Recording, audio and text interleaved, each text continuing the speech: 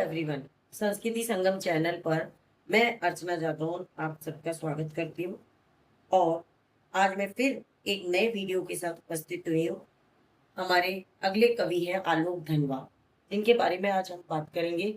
उनकी जीवनी पढ़ेंगे, उनकी कविताएं पढ़ेंगे और साथ ही उनके बारे में, उनकी रचना है पतंग, उसके बारे में जानने की कोशिश करेंगे।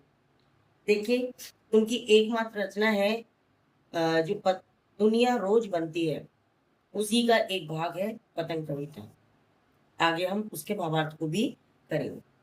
तो आलोक धनवा के बारे में पढ़ते हैं।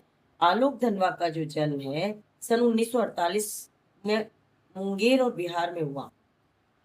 मुंगेर नामक स्थान पर बिहार में हुआ। इनकी पहली कविता थी जनता का आदमी, जो कि सन 1972 में प्रकाशित की गई। इसके बाद भागी हुई लड़कियां, ब्रूनो की बेटियां से इनको प्रसिद्धि मिली। दुनिया रोज बनती है इनका एकमात्र संग्रह है। सम्मान की लिए बात करें तो राहुल सम्मान, बिहार का राष्ट्रभाषा परिषद का साहित्य सम्मान, बनारसी प्रसाद, भोजपुरी सम्मान, पहल सम्मान आदि सम्मानों से इनको सम्मानित किया गया। देखिए, ख्याति, व्यापक ख्याति प्राप्त ये कवि रहे हैं। और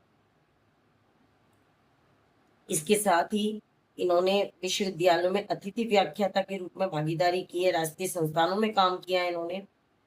बहुत छोटी सी उम्र में, इन अवस्था में इन्होंने कविताओं में लोकप्रियता हासिल की। अगर हम बात करते हैं कि इनकी रचनाओं में क्या क्या देखने को मिला है, इनके लेखन में क्या क्या देखने को मिला है, तो हम बात करते हैं कि एकमात्र संग्रह है इनका। इनमें बाल सुलभ इच्छाओं का इन्होंने वर्णन किया है, बिंबों का प्रयोग इन्होंने किया है। और सबसे बड़ी बात कि इन्होंने क्या किया है, मानवीयकरण अलंकार को अपना हिस्सा बनाया है। किसको बनाया है? मानवीयकरण अलंकार का प्रयोग किया है। तो ये सारी चीजें यहाँ पर हम देखने को मिलती हैं। इसके साथ आज हम एक नया टॉपिक पढ़ेंगे, जो है इनकी रचना पतंग, जो कि दुनिया रोज बनती है से इन्होंने लिया है। देखिए, अगर बात करते हैं पतंग कविता, देखिए पतंग, जैसा कि आप जानते हैं, उत्साहवर्धन होती है, बच्चों में जोश और उत्साह दिलाने वाली क्या होती है? पतंग। जब बच्चा पतंग को देखता है ना, तो उत्साहित हो जाता है और एक स्थान से दूसरे स्थान पर पतंग के पीछे भागता फिरता है, या पतंग की ऊंचाइयों को देखने लगता है, कब वो पतंग आकाश में उड़े और कब बच्चा उसे पकड़े या उड़ाए। तो यहाँ पे उसी पतंग कविता को हम पढ़ेंगे। एक बच्चे की पतंग को लेकर क्या स्थिति होती है, पतंग को लेकर क्या भाव होते हैं, क्या विचार होते हैं, उनको हम जानने की कोशिश करेंगे। तो स्टार्ट करते हैं पतंग कविता का भाव। सबसे तेज बौछारें गई, भादो गया सवेरा हुआ। देखिए, यहाँ पे दो ऋतुओं का है। एक तो भादो, यानी बरसात के मौसम की बात होती है, और दूसरा है शरद ऋतु। शरद यानी सर्दी की ऋतु की बात होती है। दो ऋतुओं की यहाँ पे बात हो रही है। सबसे तेज बौछारें गई, यानी भादो गया, यानी जब बरसात का मौसम में जाता है, बरसात का मौसम जाने के बाद बौछारें चली जाती है, बारिश चली जाती है। कितनी भी तेज बारिश है, सब समाप्त हो जाती है। एक नया सवेरा, एक नई सुबह होती है। और वो कौन सी सुबह है?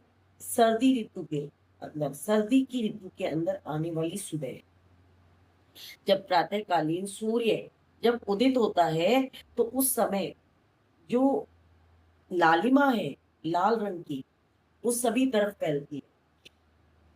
और जब लालिमा सभी तरफ फैलती है, तो उस समय ऐसा लगता है मानो जैसे खरगोश की लाल लाल आंखें होती है ना, ऐसा ही लाल सवेरा सभी तरफ फैलता जाता है।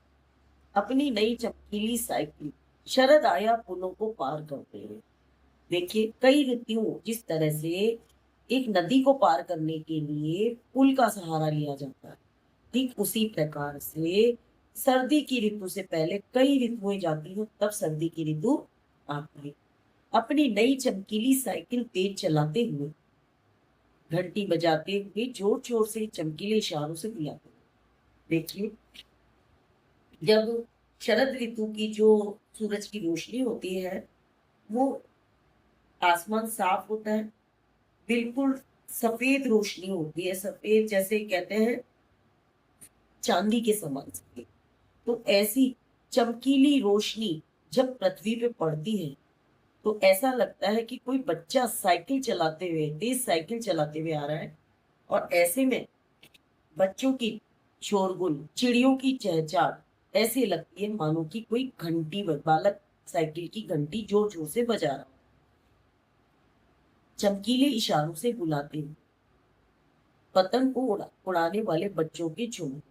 और सूरज की किरणें जब धरती पे पड़ती हैं सुबह के समय, तो ऐसे लगता है कि वह पतंग उड़ाने वाले बच्चों को और उनके समूह को अपनी ओर बुला रहा है कि आओ और इस स्वच्छ और शीतल वातावरण में पतंग उड़ाओ। चमकीले इशारों से बुलाते हुए आकाश को इतना मुलायम बना देते हैं हमें। देखिए, इस समय क्या है, आकाश कैसा होता है सुबह के समय?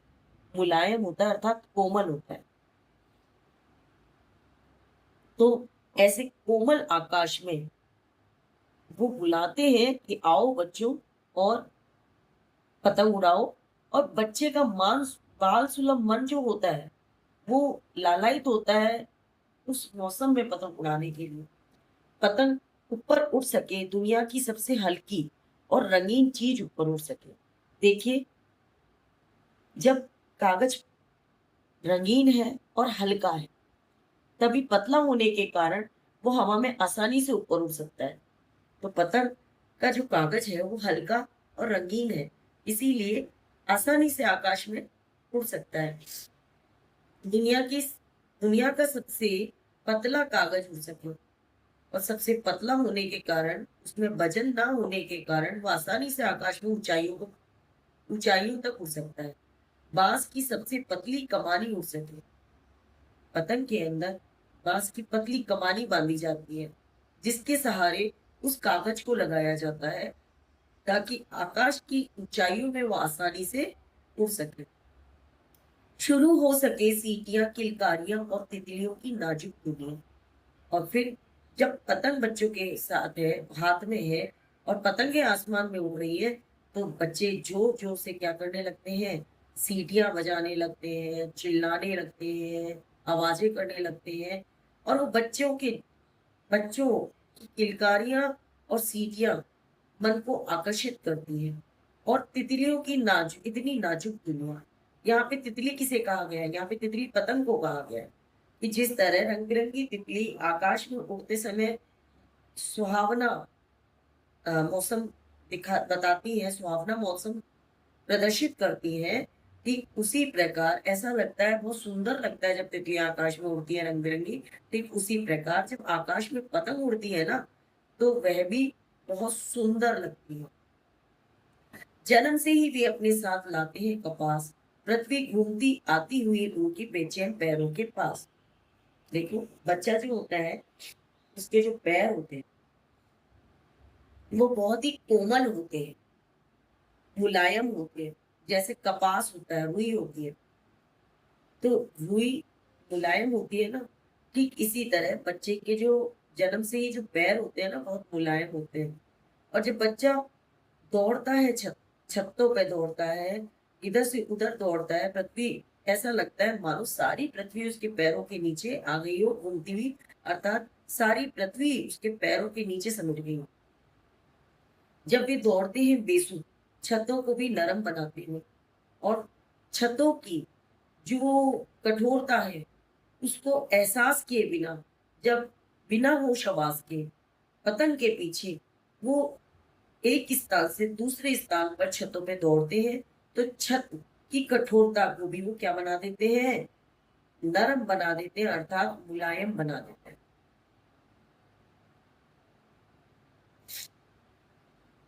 दिशाओं को पृथक की तरह बजाते हुए जब वे पेट भरते हुए आते हैं, दाल की तरह लचीले वेग से अक्सर कर।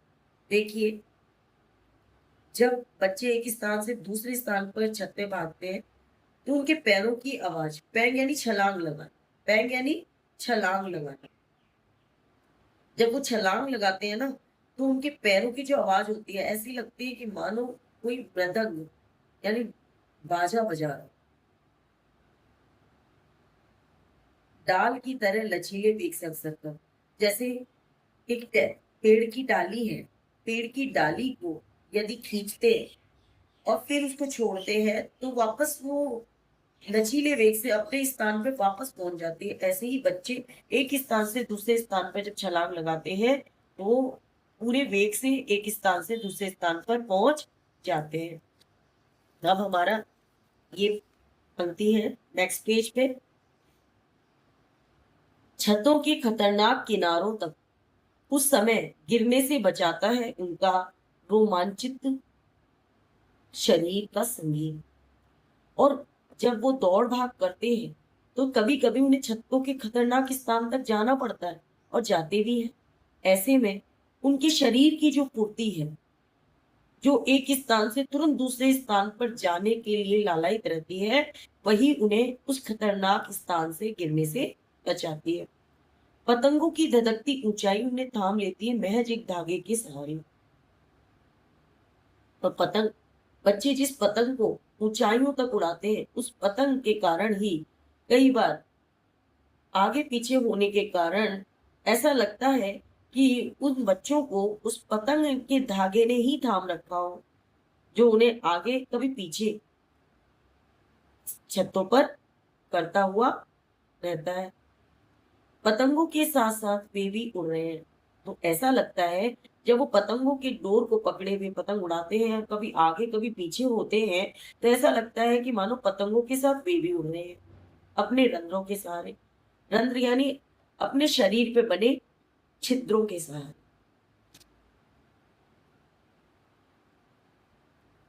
आगे देखिए, अगर वे कभी गिरते हैं छतों के खतरनाक किनारों से तो और वे बच जाते हैं।